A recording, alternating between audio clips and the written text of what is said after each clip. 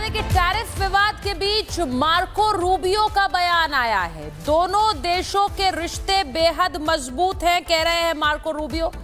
अधिक आर्थिक रिश्तों में विशाल संभावनाएं मौजूद हैं। सोचिए, मार्को रूबियो का ट्वीट किस समय आ रहा है जब एससीओ की बैठक चल रही है। वो कह रहे हैं कि सहयोग बढ़ाने की दिशा में काम हम करते रहेंगे, यानी हम मतलब भारत और अमेरिका। मार्को रूबियो का यह बयान ऐसे समय में जब एससीओ की बैठक चल रही है और उसमें एक तरफ भारतीय प्रधानमंत्री रूसी राष्ट्रपति से मुलाकात कर रहे हैं तो दूसरी तरफ चीन के राष्ट्रपति से बायलैटरल बैठक हो रही है। और यूएस एम्बेसी ने ये ट्वीट किया है मार्को रूबियो का बयान, यानी कि अब मार्को रूबियो आप जानते हैं कि अमेरिकन सेक्रेटरी ऑफ स्टेट हैं और उनके बयान को भारत में अमेरिकी जो दूतावास है उसने ट्वीट किया है और भारत और अमेरिका के रिश्तों पर इस टिप्पणी को एक ऐसे समय पे कैसे समझा जाए। अमेरिका के लिए क्या ये जरूरी हो गया है कि वो भारत के साथ अपने रिश्तों पर एक बार फिर से विवेचना करे, फिर से उसके बारे में सोचे। मैं इसलिए बोल रही हूं क्योंकि इस वक्त एक रणनीति और साझेदारियां बदलती हुई तस्वीर नजर आती है। मैं एक बार कर्नल सिंह जल्दी से आपसे पूछ रही हूं, क्या लग रहा है आपको मार्को रूबियो के इस ट्वीट के? जय हिंद, नमस्कार। सबसे बड़ी बात यह है कि ये क्लैरिटी से दिखाता है कि यूएस रियलाइज करता है कि इंडिया की क्या इंपॉर्टेंस है, इंडिया की मार्केट की क्या इंपॉर्टेंस है, इंडिया की स्ट्रैटेजिक लोकेशन की क्या इंपॉर्टेंस है, इंडिया जितना हद तक अगर वो चाइना की तरफ जाता है कितना वो उनके लिए घाटे का सौदा है as far as US is concern. एक वन मैन मैडनेस जिसको बोलते हैं, जिसको आजकल हमारे हिंदी में बोले ट्रम्पेरिया हो रखा है, वो जो ट्रम्पेरिया के चक्कर में the country can not be taken for a ride. मेरे क्या लगता है ऑफिशियली रूबियो ये बताने की कोशिश कर रहे हैं कि ठीक है, ट्रंप का एक अलग पार्ट है, एक अलग ओहदा है, एक अलग इंपॉर्टेंस है, बस एज अ कंट्री यूएस और इंडिया का साथ होना सिर्फ इंडिया के लिए बेनिफिशियल नहीं है, यूएस के लिए बेनिफिशियल है, दुनिया के लिए बेनिफिशियल है। और इस सो कॉल्ड रिश्ते को अगर आप जितना ज्यादा खटास में डालेंगे, इंडिया उतना ही ज्यादा चाइना और रशिया की तरफ जाएगा।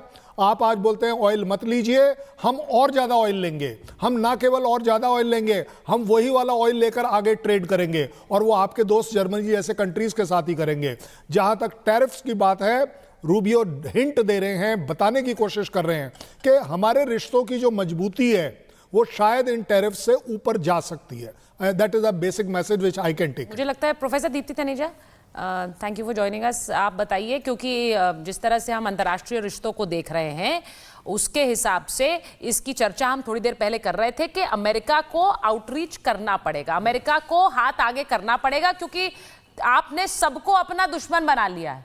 चीन के साथ आप टैरिफ की धमकियां देते जा रहे हैं, भारत पर आपने टैरिफ लगा दिए हैं, रूस तो पता नहीं कब से आपके सैंक्शंस झेल रहा है और अब आप उनको एक साथ होते एक घेराबंदी करते हुए देख रहे हैं। तो क्या ये से आप आउटरीच मानेंगे? झेल नहीं रहा, प्रॉस्पर कर रहा है रशिया प्रॉस्पर। ये बात सही है। नमस्कार, पहले तो सभी दर्शकों को भी जय हिंद सर। मैं बिल्कुल इसमें अगर हम टाइमिंग्स को देखें तो केवल ये एससीओ समिट के बीच में नहीं आया सुचारिता, ये जिस चीज के बाद आया है वो बहुत ही इंपॉर्टेंट है। वहां पे एक हमें फोटो आती है कि अपना प्रोटोकॉल छोड़ के पुतिन जी और माननीय प्रधानमंत्री मोदी जी एक ही गाड़ी में सफर कर रहे हैं। एक प्रोटोकॉल होता है जब आप फॉरेन जमीन पर होते हैं, सब अपनी अपनी गाड़ियों में ट्रैवल करते हैं, वहां जाके बायलैटरल टॉक के समय आपस में बात करते हैं। तो ये जो एक मैसेज था वो केवल एक गाड़ी में साथ का वो कार पूलिंग नहीं थी कि जी पेट्रोल बचाना है, कार्बन फुटप्रिंट है तो चलो जी साथ चलते हैं, एक ही जगह जाना है। वो एक वर्ल्ड को मैसेज था और उसके तुरंत बाद मार्को रूबियो का ये स्टेटमेंट आता है, the timings are very very very important here. उसके अलावा जो और हम टाइमिंग्स की बात करें, जून में अभी एससीओ समिट होती है, राजनाथ सिंह जी उस डिक्लेरेशन पे साइन करने से रिफ्यूज करते हैं क्योंकि उसमें पहलगाम का जिक्र तक नहीं होता है और यहां पे हमारे माननीय प्रधानमंत्री जी उसका 8, 9, 10 बार अपने वैल्डिक्ट्री एड्रेस में जिक्र करते हैं और फिर वो जॉइंट डिक्लेरेशन में वो साइन होता है। वही जॉइंट डिक्लेरेशन एससीओ के प्लेटफॉर्म पर जहां पर चाइना है, जहां पर पाकिस्तान है, जहां पर अजरबैजान अजरबैजान है, जहां पर तुर्कई है। जॉइंट डिक्लेरेशन मतलब ये सारे नेशंस उस डिक्लेरेशन को साइन करते हैं। तो उसमें पहलगाम का जिक्र होता है, उसमें टेररिस्ट एंड टेररिज्म फाइनेंसिंग का जिक्र होता है। अब फाइनेंसिंग से आप सीधा आंसर देते हो चाइना को और मैसेज देते हो अमेरिका को कि भाई मेरी कंट्री में दखल अंदाजी करने का आप बिल्कुल कोशिश मत कीजिए। उसमें मैसेज आता है कि आतंकवाद, उग्रवाद, अगलावाद अब बिल्कुल अस्वीकार हैं। इन सब चीजों पे बात होती है कि जो दोषी हैं और जो परपेट्रेटर्स हैं इस पूरे आतंकवाद के, उनके खिलाफ एक कार्रवाई की जाएगी। सिर्फ आप जिक्र नहीं करते हो, आप उनके खिलाफ कार्रवाई करने की बात करते हो। ये सब अपने आप में इतने स्ट्रॉन्ग मैसेजेस हैं कि विद इन मिनट्स हम मार्को रूबियो का एक ये स्टैंड देखते हैं कि भाई, जैसे सिंह साहब ने कहा कि भाई ट्रंप जो कर रहा है उसको ट्रम्पेरिया हुआ है, पागलपन हुआ है, मैडमैन थ्योरी कह लीजिए, लेकिन अमेरिका अफोर्ड नहीं कर सकता है भारत जैसे स्ट्रैटेजिक पार्टनर को लूज करने का। तो जहां तक अभी सुचारिता ने सवाल पूछा, डायरेक्ट सवाल कि किसको आउटरीच करेगा, मुझे लगता है भारत को आउटरीच करेगा, क्योंकि जो ये ट्वीट आया है ये, या जो भी उनका ट्रूथ प्लेटफॉर्म है, ये आया है भारत के प्रति हाथ बढ़ाने का, चाइना के प्रति नहीं। रशिया पे तो खैर वो नहीं करेगा, लेकिन इसमें सीधा सीधा अब जो एक स्ट्रैटेजिक रोल आने वाला है वो भारत का आने वाला है, ये मैं दावे के साथ कह सकती हूं। ठीक है मैम, वापस लौट आपके पास। जगत त्रिपाठी सर भी हमारे साथ हैं और जनरल बख्शी भी हमारे साथ जुड़े हैं। जनरल बख्शी, जो बात अभी प्रोफेसर तनेजा ने कही है मैं उसी को आगे बढ़ाऊंगी कि टाइमिंग बहुत इंपॉर्टेंट है। हमने इसके पहले देखा कि मार्को रूबियो ने कई बार कहा, जब भारत पर अमेरिका की ओर से टैरिफ का ऐलान किया गया तब भी रूबियो ने यह बात कही थी कि अपना सबसे अच्छा दोस्त अमेरिका खोने की ओर है और ऐसा नहीं करना चाहिए, ट्रंप को इस पर विचार करना चाहिए। लेकिन आज की टाइमिंग, उस वक्त उनकी उस बात को ग्रीट नहीं किया गया, लेकिन आज जो मुलाकात हुई, जो तस्वीरें सामने आई, उसके बाद अब यूएस एम्बेसी को भी इसे ट्वीट करना पड़ा, सोशल मीडिया पर इसको एक्सेप्ट करना पड़ा कि भारत अमेरिका अच्छे दोस्त हैं और रहेंगे। नहीं, मैं समझता हूं ये बहुत टाइमली डैमेज कंट्रोल एक्सरसाइज। आपने देखिए 30 साल की कैपिटल इन्वेस्ट हुई है भारत और अमेरिका के रिश्तों को सुधारने में, सुदृढ़ करने में। आपने 7 महीनों में तबाही मचा दी है। ये तबाही का मंजर शुरू हुआ था जो बाइडेन साहब के आखिरी साल में, आखिरी 1.5-2 साल में।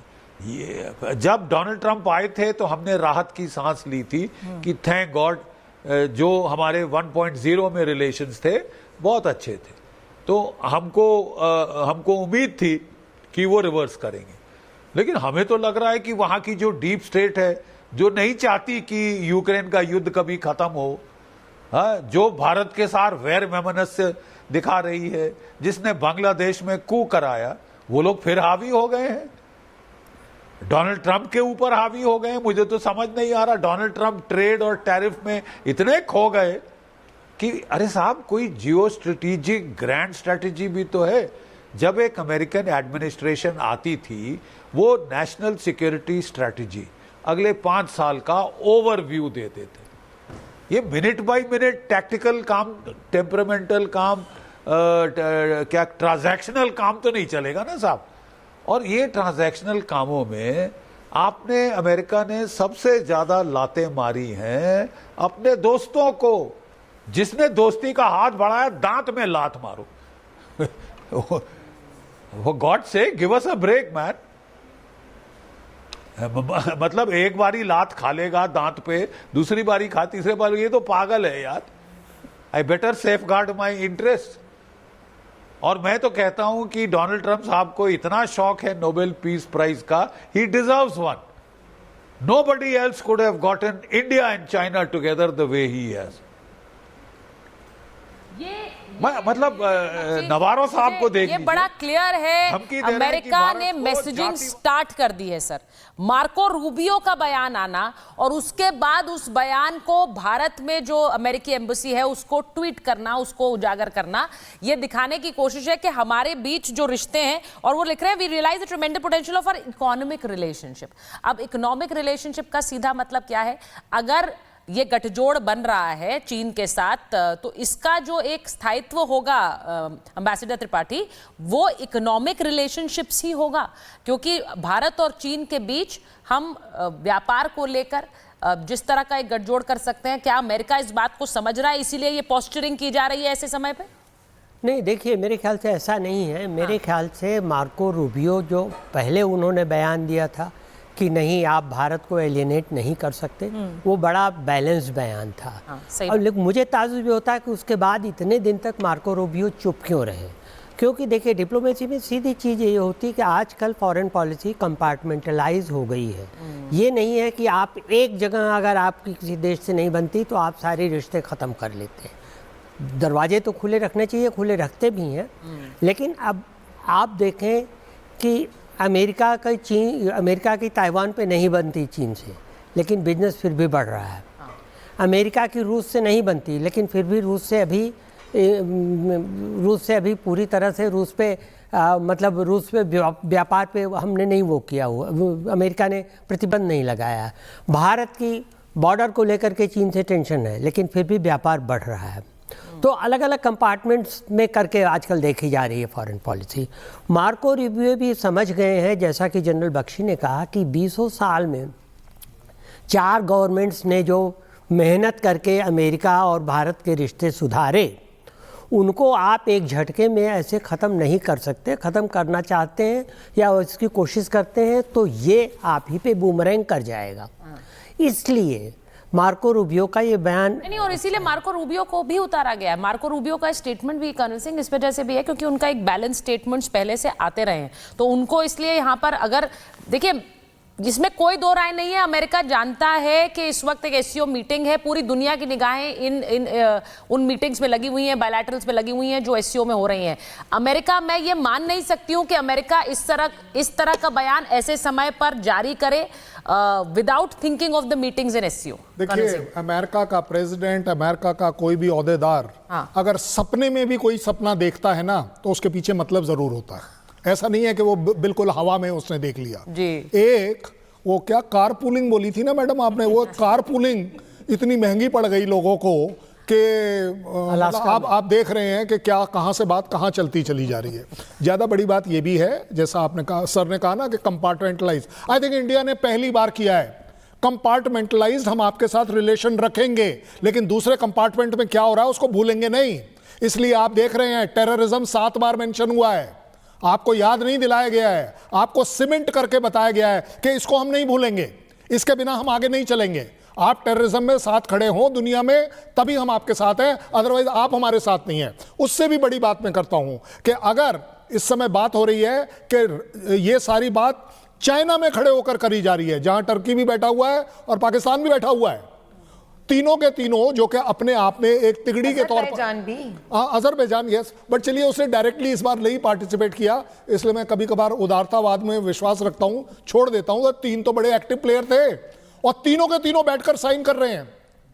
सोचिए, पहलगाम वर्ल्ड आने के बाद उस प्राइम मिनिस्टर शहबाज शरीफ की क्या हालत रही होगी कि उसने पेन पकड़ा कैसे होगा साइन करने के लिए, उल्टा पकड़ा या सीधा। सिर्फ जिक्र नहीं हुआ, ये भी बात हुआ है कि कल्प्रिट्स को पनिश भी किया जाएगा, उनके ऊपर एक्शन लिया जाएगा। मैं अगली बोल रहा हूं, आपने मेरे वर्ड्स चुरा लिए हैं, बड़ी अच्छी बात है, बच्चों से चुरा लेना चाहिए। लेकिन ज्यादा बड़ी बात यह है कि ये एक एंडोर्समेंट है ऑपरेशन सिंदूर की, कि अगर किसी भी तरह की सजा दी जाती है तो वो सजा बनती है आपके लिए। पाकिस्तान, आपका मुंह उदास नहीं होना चाहिए, आप बटलर नहीं होने चाहिए। आपको दिखाई दे रहा है कि आप जमीन में मिले हुए हैं, मट्टी में मिला दिए गए हैं, आपकी इज्जत और आपको।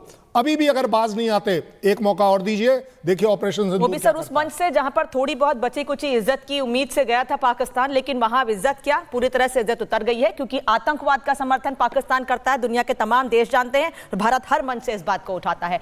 आतंकवाद के खिलाफ भारत लगातार बड़े कदम उठाता रहा है और लगातार अलग अलग मंचों से यह बात कहता रहा है कि लड़ाई दुनिया में किसी से आतंकवाद के खिलाफ भारत की छिपी नहीं है।